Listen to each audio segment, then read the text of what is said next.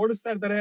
ಅಲ್ಲಿ ಕೂಡ ನೀವು ಕಂಪ್ನಿ ಅಟ್ಯಾಚ್ಮೆಂಟ್ ಮಾಡ್ಬೋದು, ಇಲ್ಲ ನೀವೇ ಡೈರೆಕ್ಟ್ ಆಗಿ ಹೋಗಿ ಕಂಪ್ನಿನ ಅಪ್ರೋಚ್ ಮಾಡ್ಬೋದು. ನಾವು ಈ ಪ್ರೈಸ್ ಅಲ್ಲಿ ಕೊಡ್ತೀವಿ ಅಂತ ಕೋಟ್ ಮಾಡಿಕೊಟ್ಟು ನೀವು ಅದನ್ನ ಅಲ್ಲಿ ಕೂಡ ಅಪ್ರೋಚ್ ಮಾಡಿ ಆ ತರ ಕೆಲಸ ನೀವು ಮಾಡ್ಬೋದು. ಸೊ ಇದೆಲ್ಲ ಒಂದು ಸಿಂಪಲ್ ಆಗಿ ದುಡಿಯೋಕೆ ದಾರಿಗಳು. ಸೊ ಈ ದಾರಿಯಲ್ಲಿ ನೀವು ನೋಡಿದ್ರೆ ಅಂದ್ರೆ ತುಂಬಾ ಕಷ್ಟಗಳಿದಾವೆ, ತುಂಬಾ ನರಕ ಯಾತನೆಗಳಿದಾವೆ, ತುಂಬಾ ಲಾಸ್ ಇದಾವೆ. ಸೊ ಇದೆಲ್ಲದನ್ನು ನೀವು ತಿಳ್ಕೊಬೇಕು ಅಂದ್ರೆ ನಮ್ಮ ವಿಡಿಯೋನ ಎಂಡ್ವರೆಗೂ ನೋಡ್ಬೇಕು ನೀವು.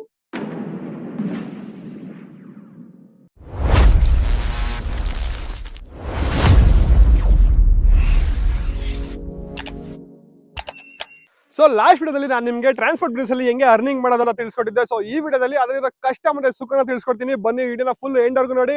ಹಾಗೆ ನಿಮ್ಮ ವಿಆರ್ ಬ್ರದರ್ಸ್ ಯೂಟ್ಯೂಬ್ ಚಾನಲ್ ಇವಾಗ ಸಬ್ಸ್ಕ್ರೈಬ್ ಮಾಡಿ.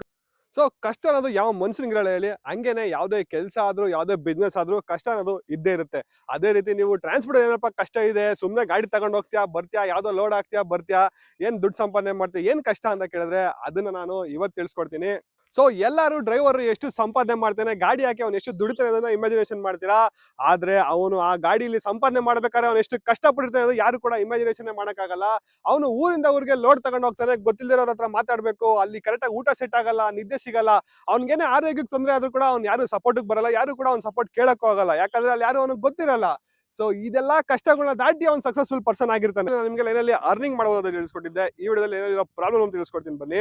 ಲೈನಲ್ಲಿರೋ ಪ್ರಾಬ್ಲಮ್ ಅಂದ್ರೆ ಮೇನ್ ಥಿಂಗು, ನೀವು ನಿಮ್ಮ ಫ್ಯಾಮಿಲಿ ಊಟ ನಿದ್ದೆ ನಿಮ್ಗೆ ಏನೇನು ಸುಖ ಅನ್ನೋದು ಏನೇನು ನೋಡ್ತಾ ಇದ್ದೀರೋ ಅವೆಲ್ಲ ಬಿಟ್ಬಿಡ್ಬೇಕಾಗುತ್ತೆ.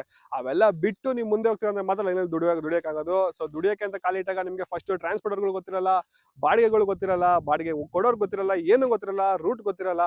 ಸೊ ಇವೆಲ್ಲ ತಿಳ್ಕೊಬೇಕು ಅಂದ್ರೆ ನೀವು ಫಸ್ಟ್ ಎಲ್ಲದನ್ನು ಎಕ್ಸ್ಪೀರಿಯನ್ಸ್ ಮಾಡಬೇಕು. ಸೊ ಹಂಗೆ ನೀವು ಒಬ್ಬ ಟ್ರಾನ್ಸ್ಪೋರ್ಟ್ ಹೋಗಿ ಕಾಂಟ್ಯಾಕ್ಟ್ ನಂಬರ್ ಕೇಳಿದ್ರೆ ಅವನು ಮಿನಿಮಮ್ 2 ಕಸ್ಟಮರ್ ಕಾಂಟ್ಯಾಕ್ಟ್ ನಂಬರ್ ಕೊಡ್ತಾನೆ. ಸೊ ಹಂಗೆ ನೀವು ಕಸ್ಟಮರ್ನ ಹುಡುಕ್ತಾ ನಿಮಗೆ ಸ್ವಂತ ಕಸ್ಟಮರ್ಗಳು ಸಿಗ್ತಾರೆ, ಸ್ವಂತ ಟ್ರಾನ್ಸ್ಪೋರ್ಟರ್ಗಳು ಸಿಗ್ತಾರೆ.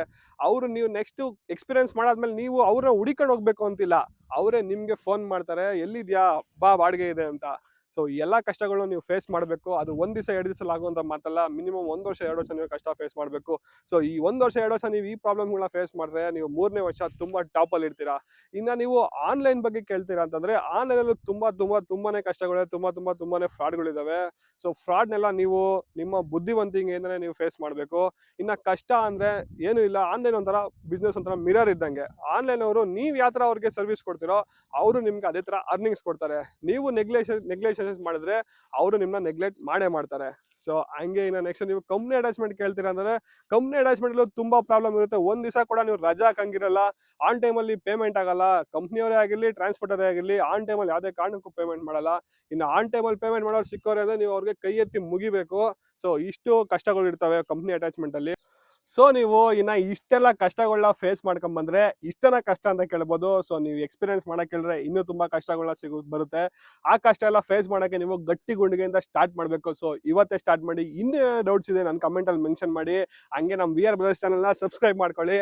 Thank you for watching the video.